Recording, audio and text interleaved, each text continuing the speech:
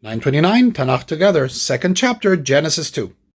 And in this chapter, we get a completely different version of the purpose of humanity. Chapter 1, humanity is instructed to go out and fill the world. They are created in God's image, male and female. Chapter 2 presents a different story. There's a garden, and there is a single person put there.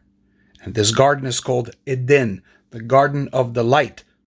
Later, when God realizes that Adam is lonely, many animals are created. But we have a very different attitude towards humanity in chapter 1 and chapter 2. Rabbi Soloveitchik suggested that it's talking about two instincts in man. Adam 1, the first kind of humanity, which is the humanity that conquers and explores and dominates.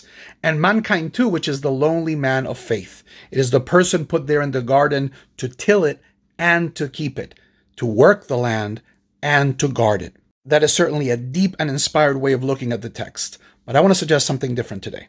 Instead of assuming that the Tanakh is history, let's do the exercise done by many Jews in the past of using the Tanakh to view history, in this case, prehistory.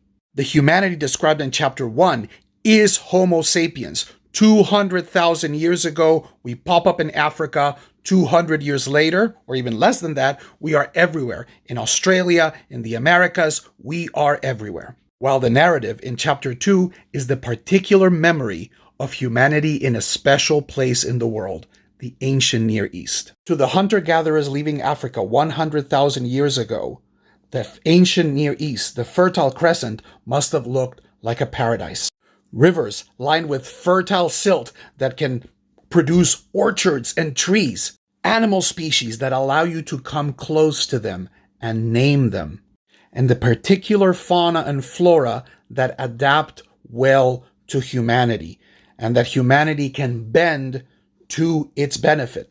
This abundant land that the Tanakh places, geographically, we don't know Pishon and Gihon what they refer, but it is definitely this, the ancient Near East, a place of such bounty and of such generosity that it allows humans to exist without having to move. Encouraging a process that is going to take off later in Peru and China and other places, the agrarian revolution. These early memories of our ancestors, going back the generations, tell us of the great blessings of bounty, but also of its risk and temptation. Reaching into this experience to judge our own walking in the Anthropocene is the task for this generation. May we be up to it.